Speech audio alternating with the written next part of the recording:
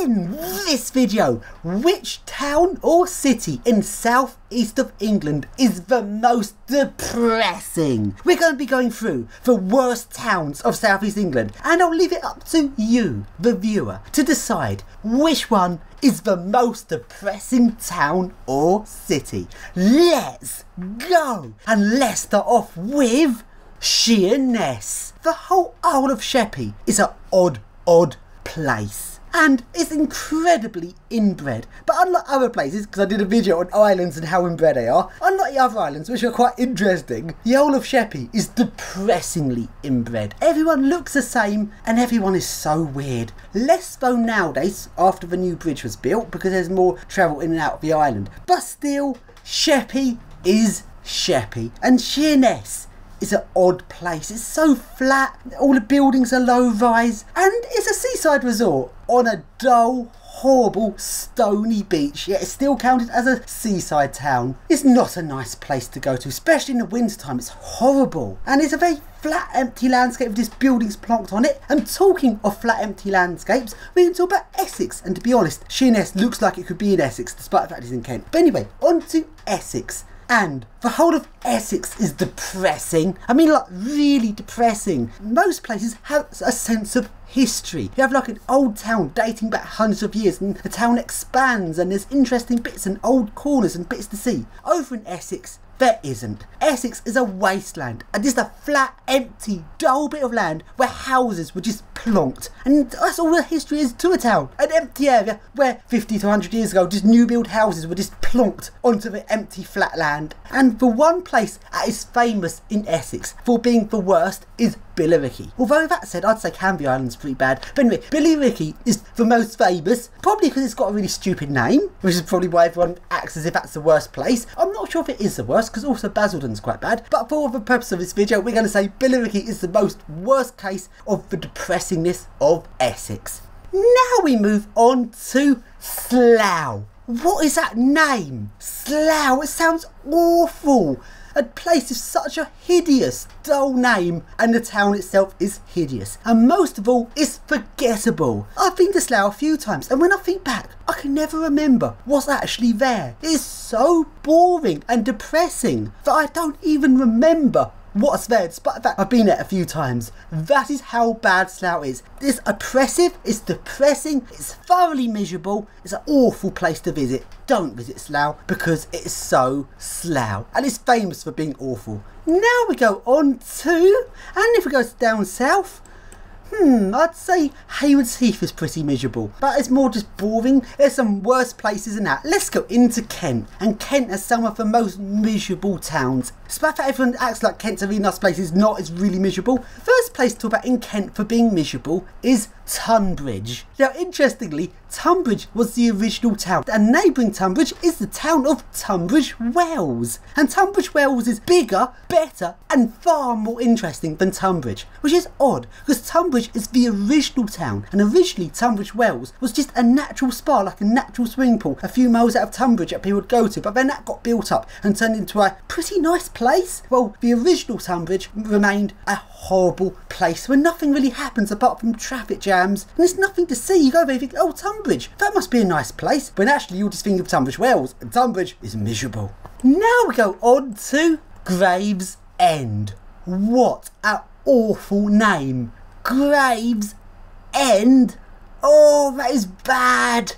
There's a lot of debate what it's called that, and there's conflicting different information. One of the most popular rumours of what it's called that is because back in like 1700s people would get out on boats, and hygiene was really bad in like 1700s, and people used to die, and when the boats would come back to London they'd just drop off their dead bodies at Gravesend. I don't know if that's true or not, that's the story, but I think that might not be historically accurate, I'm not sure, but that's why most people think it's called Gravesend. And in the modern day, Gravesend is a really grim place. The streets are so unclean, the whole place is filthy. The town centre is miserable. It used to have quite a lot of old lifts around Gravesend, but most of them have been horribly modernised, so there's nothing interesting in that sense. The town centre is awful. The surrounding area is so oppressive looking, all the houses are horrible, and it's quite polluted and pretty smelly. Gravesend really stinks. Then you've got the industrial area out towards the east of Gravesend, which is so grim looking. How can a place both be physically grim as well as having a grim name? But there is another town competing with Gravesend for the town with the worst name. And that is Gallows Corner. Who could live in a place with a name as depressing and horrid as Gallows Corner? Although, with that said, back hundreds of years ago, England was pretty barbaric. There was public executions, which is horrible, and they were all over the place. Pretty much all towns had public executions back hundreds of years ago. It's disgusting. The only thing different about Gallows Corner is it's kept the name to remind you of what was there in the past. And in the modern day, well, it's not really different to any other place apart from the names. I guess it's not that depressing. Well, is this a reminder of what happened in the past? The world's moved on. But in saying that, no, the world has not moved on at all. Just take a look at Saudi Arabia. They still have public executions. And while the media quite rightly criticises countries like North Korea and disgusting dictatorships, why isn't Saudi Arabia criticised? They are equally as disgusting as North Korea. It's a nasty, oppressive dictatorship. How could a country in the modern day think it is acceptable to have public executions? Yet the media don't really criticise Saudi Arabia that much. Maybe it's because there's lots of oil coming from Saudi Arabia, and then the governments are all friendly with them. And Theresa May officially met the Saudi Arabia prince, and they were all happy and cosy together, despite the fact she was meeting a disgusting dictator. And well, to be honest,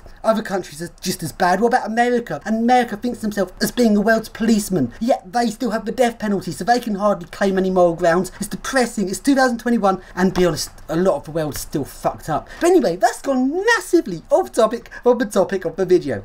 Let's go back to the depressing towns of southeast England. And the next one is Dartford. Dartford is right next door to Gravesend, and it is just as grim. Dartford is a pollution trap. Even though it's quite a way out of London, the pollution levels in the centre of Dartford are as bad as the centre of London. And every time it gets foggy, pollution just traps down there, and the air is so bad, it is difficult and painful to breathe there. And the whole town is grim looking. Equally grim to Gravesend, to be honest. And Dartford has been famously disgusting. If you look back at its history, the graveyard of Dartford is up a hill, and all the dead bodies were buried above the ground level of the town, which meant the germs and disgustingness of all the dead bodies was going down into the town. Very unhygienic. Dartford's an odd place. Another really depressing place is Milton Keynes, the America of England, built, especially designed on small town America. The worst sort of places where I expect everyone to drive. So you'd drive into one shop, you do your shopping there, then you go out the shop, get in your car and drive along to the shop next door. The worst sort of non-environmentally friendly way of doing things. A shopping centre is massive because it's all on single floor, it's all on the ground floor, so it's not really that many lifts. And the shopping centre is so big, stretching a mile end to end, and most people don't walk the shopping centre. They drive to one of the shops in the shopping centre, go in the shop, go back out and get in their car, drive along to the next bit. And it's really spread out. It's like a massive town because it's spread out and everything's just on one-storey buildings. It's the worst sort of place.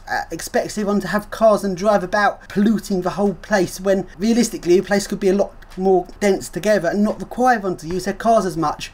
But anyway, that I think sums up the most depressing towns of South East England. Which one do you think is the most depressing? Leave a comment in the comment section.